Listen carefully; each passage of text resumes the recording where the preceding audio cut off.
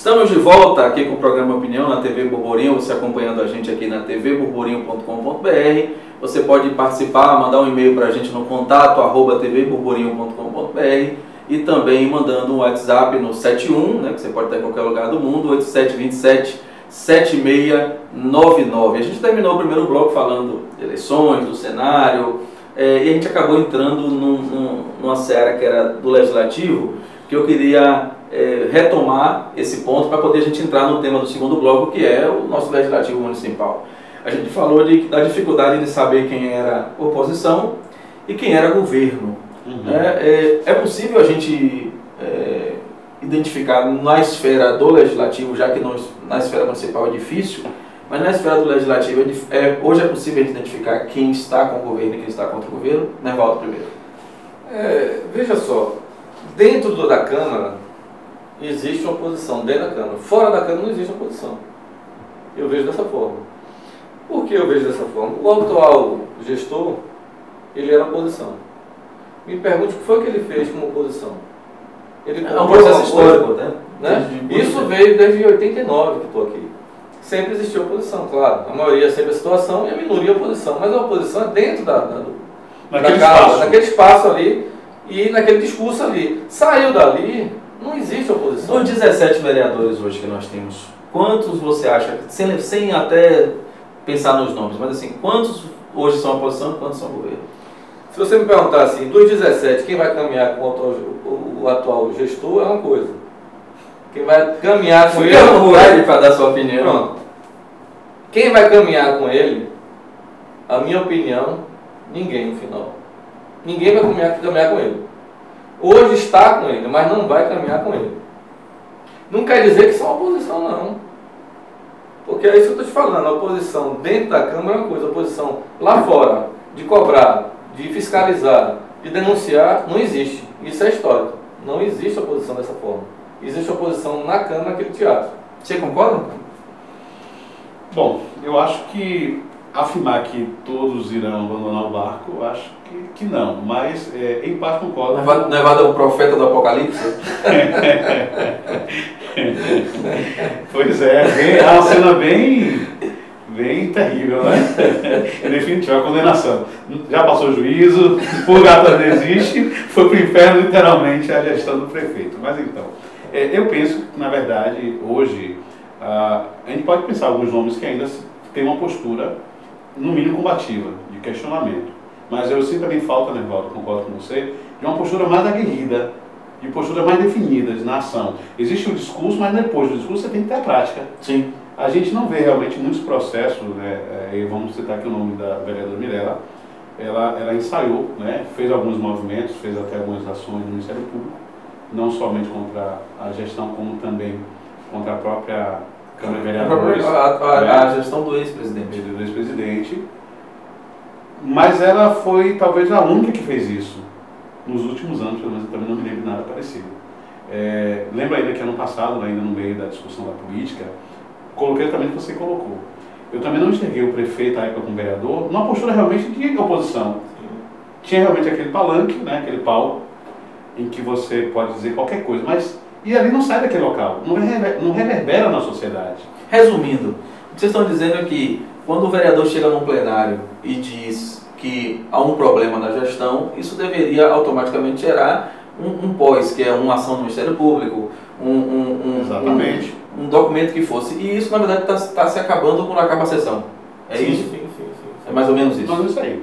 Olha, deixa eu dar uma informação. Nós protocolamos no dia 5 de março, 5 de maio agora, no último dia 5, um ofício na Câmara de Vereadores pedindo uma informação que todo cidadão devia pedir, que é a produção legislativa. Nós pedimos, endereçado ao presidente e ao secretário da Casa, que nos informasse a produção legislativa por vereador. Assim, vereador X fez quantas indicações, quantas moções, quantos projetos de lei de 2013, do início da legislatura para cá. E nos foi pedido, inclusive, aí 15 dias com a alegação de que a Casa não tem servidores suficientes para fazer essa avaliação de forma rápida. Tudo bem, não tem problema, nós vamos aguardar. Sim. Mas a sensação, porque isso é para legitimar uma sensação, a sensação que nós temos é de que a gente entra numa sessão na terça, na quinta, e a gente vai na outra semana e as coisas não têm conexão. Me parece que alguém usou a expressão, acho que foi levado do teatro, eu não sei se essa é a expressão, mas me parece que não se discute o que se deveria se discutir. É uma sensação minha ou vocês colaboram comigo aí nessa visão? Bom, eu já tive alguma vez na Câmara, muito poucas vezes. Pela falta até também de tempo, acho que o horário realmente é um horário inconveniente, né? Vou falar comigo há pouco, até para o cidadão, né? Eu, por exemplo, sou autônomo, então assim, em algum momento eu consigo ainda me desligar de outras funções, ou intercalar e ainda prestigiar. Mas um trabalhador interessado até com a vida política da sua cidade, ver realmente aquela casa, ela talvez não consiga. E você vai ver as mesmas figuras todo o tempo. E a maioria das vezes são pessoas que são servidores públicos, assessores dos vereadores ou coisa do tipo. Você não vê, na verdade, a população ali dentro fiscalizando, até também entendendo o que está acontecendo no processo. Inclusive existe audiência pública meio de semana de manhã. Então como é que você vai ter uma audiência pública no meio de semana, pela manhã, e vai ter a participação popular? Não só isso, né? Aí tem um detalhe importante. Levando em conta que lá frente tem um problema seríssimo de mobilidade urbana, não tem integração e a gente sofre engarrafamentos, é impraticável você realmente trazer uma audiência pública. A gente teve hoje de manhã a audiência pública sobre o impacto, né, da via metropolitana com a comunidade de Quimboma, do outro lado de Lauro de Freitas, que não tem, inclusive, mobilidade, não tem também integração. Sim. Ou seja, como é que você discute algo tão importante, tão relevante, se você não dá condição para a população de fato participar? O horário é inconveniente, o local também não é porque nós temos um problema seríssimo de transporte, é um fato na cidade. E quando na verdade até a Câmara deveria ser, na verdade, ter a decência, vamos colocar assim, de na verdade ir até a comunidade para levar essa audiência pública, porque na verdade você vai ter com certeza aqui a população participando, sem essa dificuldade que é você levar a população para dentro da Câmara de Vereadores. Então é algo que a gente... É verdade, eu queria fazer um desafio para vocês aqui rápido, me surgiu agora, mas teoricamente não é um desafio difícil não, pelo menos não é para ser. Queria que você lembrasse, nós estamos o quê? No segundo ano da legislatura, metade do terceiro ano, né? Sim. Então eu queria que vocês lembrassem, já que já se passaram 2 anos, 2 projetos importantes que vêm na sua cabeça que você ouviu falar que foi discutido na Câmara, e que você lembrasse 2, um por ano, tá bom. Não precisa lembrar mais do que 2 não. Carlos, é uma pergunta difícil isso, viu? Não, é bem difícil. Um projeto importante por bem ano, não é difícil. possível. Até porque, quando eu estou participando, eu sempre participei muito da Câmara, da sessão da Câmara, até porque eu fui chefe de gabinete de um vereador no passado, então eu participo bastante da Câmara. E eu vejo que existe a abertura para explicações pessoais, que tomam uma parte do tempo, e depois abre para a questão das votações, leitura dos projetos de lei e as votações. É muito rápido, você não consegue entender nada. Até porque nós está lendo, tem muita gente falando ao mesmo tempo, e aí alguém quer discutir, ninguém discute, em votação acabou. É rapidinho. Eu vou dizer para você, se Não, você não consigo conseguir nem entender, entender. eu vou lhe dizer como é assim. O termo, você que está em casa, está acompanhando a gente, nunca foi assim. Você vai ver agora como é a votação e a aprovação de um projeto em 15 segundos. É assim. Em votação, aqueles que aprovam permaneçam como estão, aprovado. Não segura, fica quietinho aí. Mas assim, quem Não, e a leitura? E a leitura do quem está projeto? presente na E a leitura do projeto? Não é isso ou eu estou É enganado? verdade. E a leitura do projeto é muito rápido. E posso falar outra coisa também? Deve. Eu penso, na verdade, que essa leitura aí também a gente quer até contribuir, acho que esse é o Sim. papel também, nessa mesa aqui. A leitura também carece de uma qualidade de leitura. Às vezes, infelizmente, quem lê não consegue, até por uma questão talvez de dicção, né? Eu tenho um problema de dicção, eu assumo que eu não consigo, em algum momento, falar tão bem, eu falo rápido, mas tento policiar, ou seja, é importante que quem está ouvindo entenda o que está sendo dito. Quem sabe pensar até um leitor oficial, né? Para que depois você veja a votação, porque acaba todo mundo lendo e às vezes, irmão, o ruído já começa de quem está lendo. Aí tem uma questão regimental, né? É. Tem que mexer no regimento da casa, porque quem tem que ler é o secretário, enfim, tem um regimental.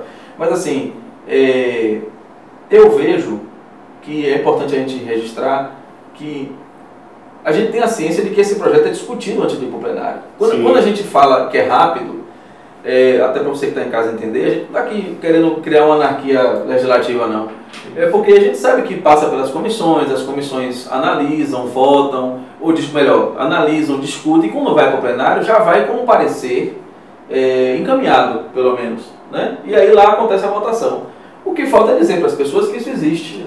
Quem está lá na Câmara tem a sensação de que aquele projeto chegou naquela hora, foi lido daquele jeito e foi votado daquele jeito. Então a gente tem um problema que é um problema de comunicação. Certo. Que hoje, se você quiser uma informação da Câmara, é um parto para você conseguir. É um processo demorado. Então não tem a referência de quem pedir, né? Então é um problema.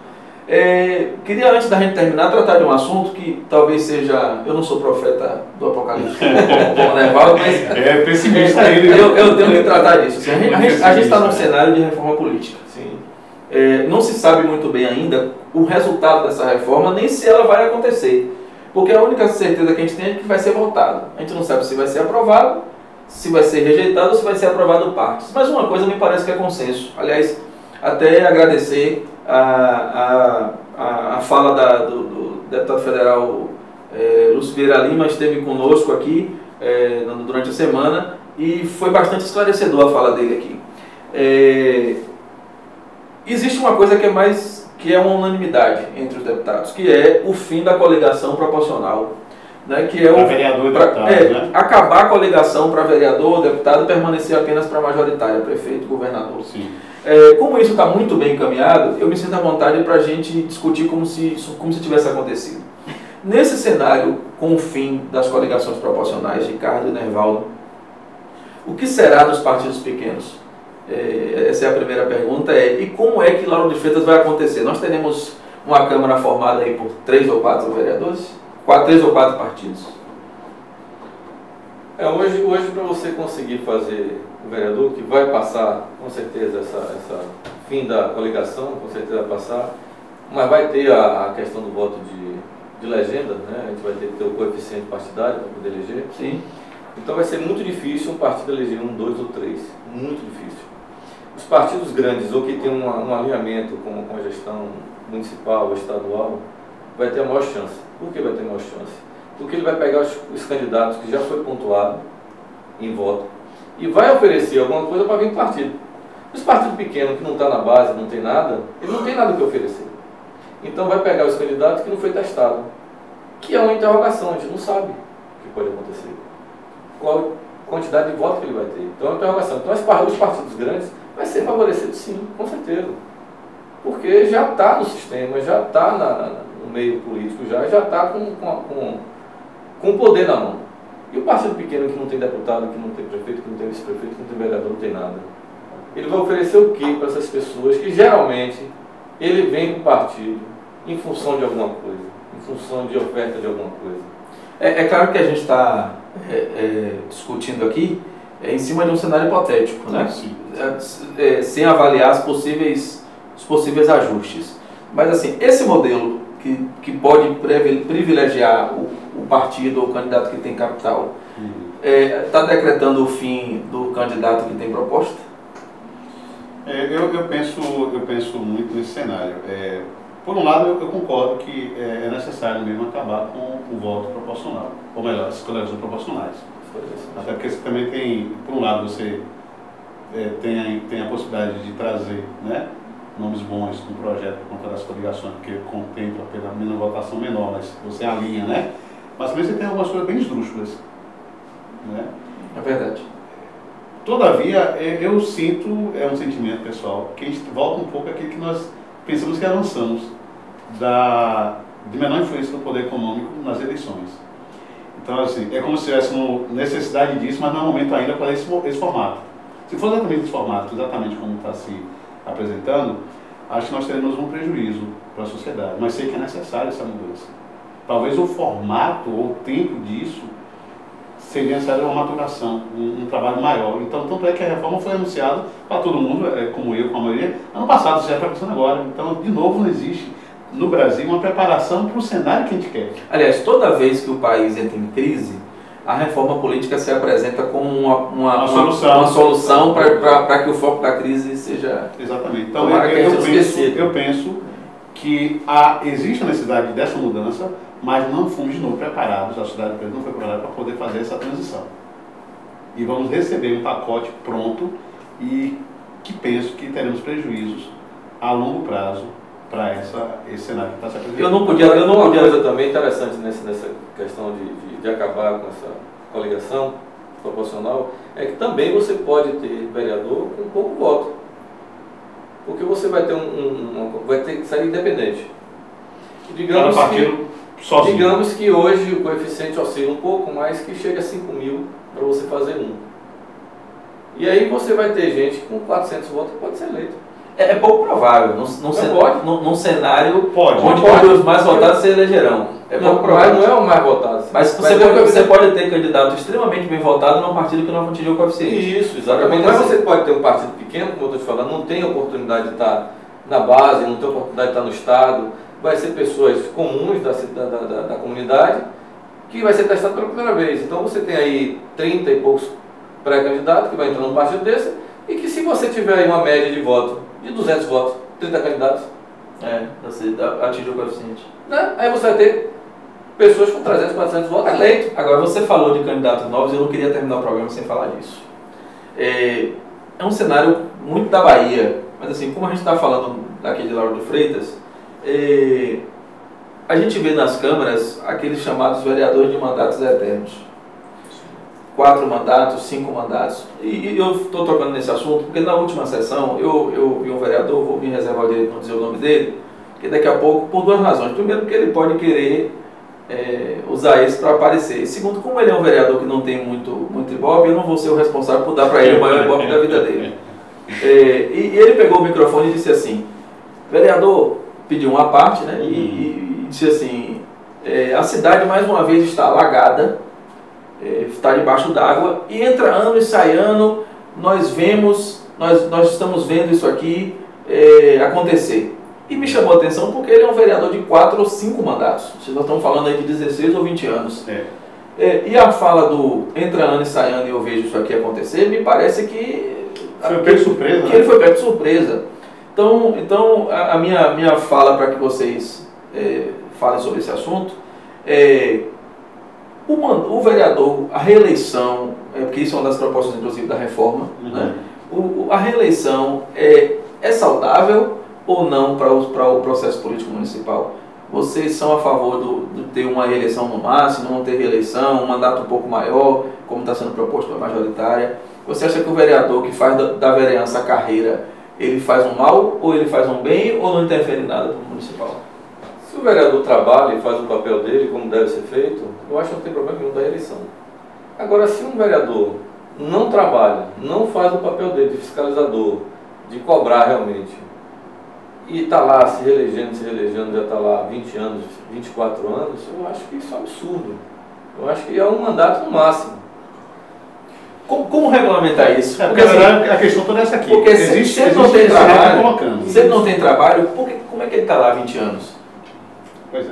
Então, acho que a sua pergunta é no sentido da regulamentação para analisar dos políticos que estão aí no poder, de uma forma geral, no Brasil todo, me diga alguns que têm trabalho e estão se reelegendo.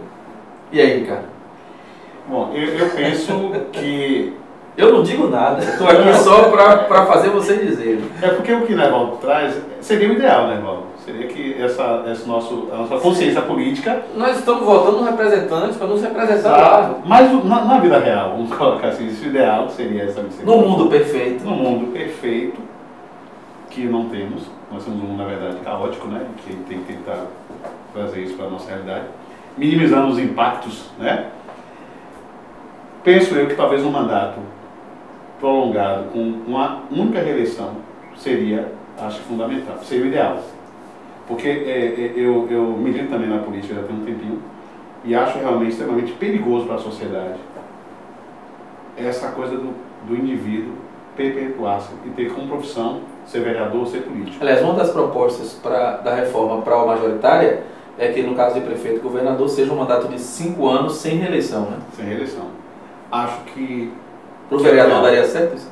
Eu acho que não é ideal. Porque, de uma forma ou de outra, o vereador, em qualquer projeto de poder, tem que pensar num grupo de trabalho.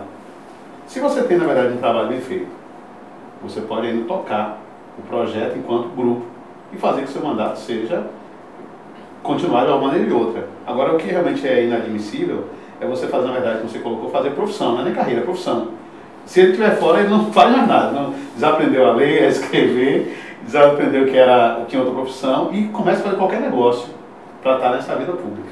Pergunta para a gente terminar o programa, pergunta rápida com resposta rápida. Usando esse critério que vocês estão colocando, dessa necessidade, da questão da qualidade da Câmara, se a eleição fosse hoje ou na próxima eleição, que percentual desta legislatura se reelegeria? Rapaz, aí tem o que pode se eleger e a vontade nossa, não? A resposta Você é tem rápida. duas coisas. A vontade A pergunta é simples. Se na próxima eleição, que percentual desses atuais vereadores tem perspectiva de reeleição? eu diria Precisa dizer nome, né? eu diria seguramente que dali votaria 4.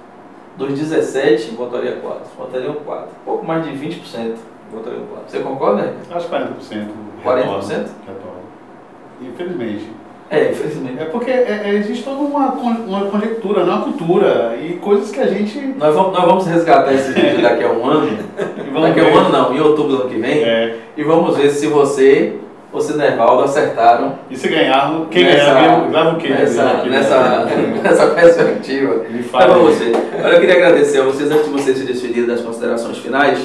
Lembrar que você que está em casa pode mandar para a gente uma informação, uma sugestão de tema para o próximo programa, participar e interagir com a gente no contato@tvburburinho.com.br ou no WhatsApp 718727-7699. Pode sugerir um tema para o próximo programa, pode mandar pergunta, pode ficar à vontade, aqui o espaço é seu. E aí você acessa o site, compartilha o link lá no tvburburinho.com.br, tem inclusive um link lá para você compartilhar no WhatsApp, para que a gente possa estar avançando aqui nas discussões. E caso suas considerações finais,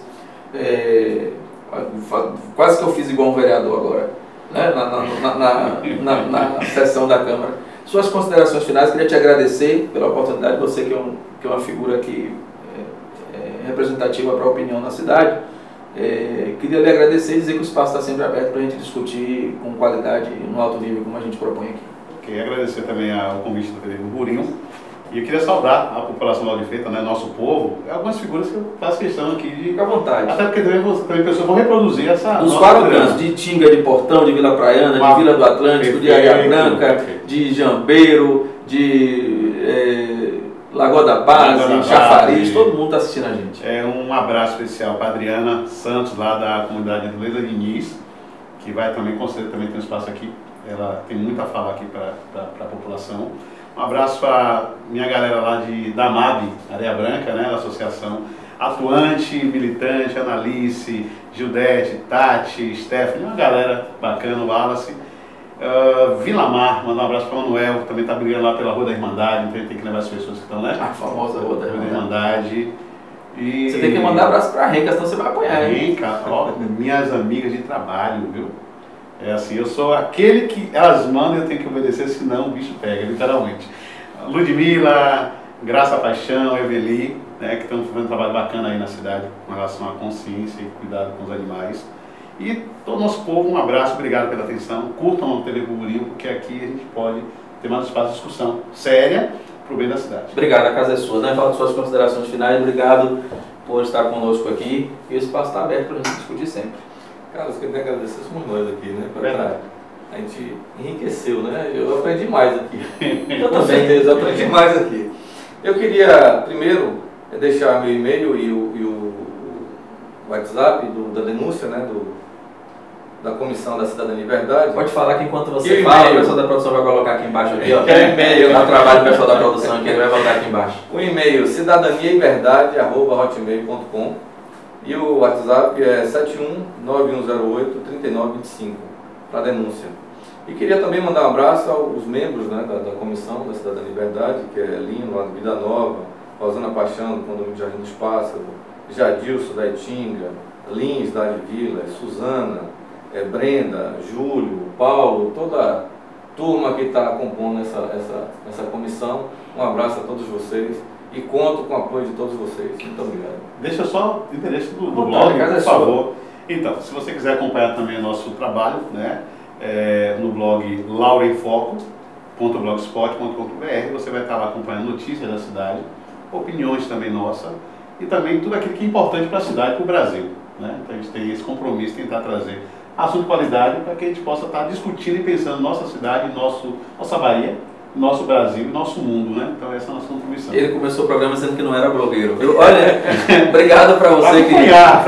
Obrigado para você que acompanhou a gente até aqui. Nós vamos estar aqui toda quinta-feira trazendo um vídeo novo para você, uma entrevista com convidados aqui para a gente discutir assuntos pertinentes da cidade, tá bom? Trazendo a informação para você fazer a sua opinião. Você vai assistir a gente sempre no tvburburinho.com.br, participar com a gente através do contato @tvburburinho.com.br, do WhatsApp 71 8727 7699, tá bom? Então a gente volta no próximo programa. Muito obrigado a você que acompanhou até a gente até aqui. Boa semana e até a próxima. Tchau, tchau.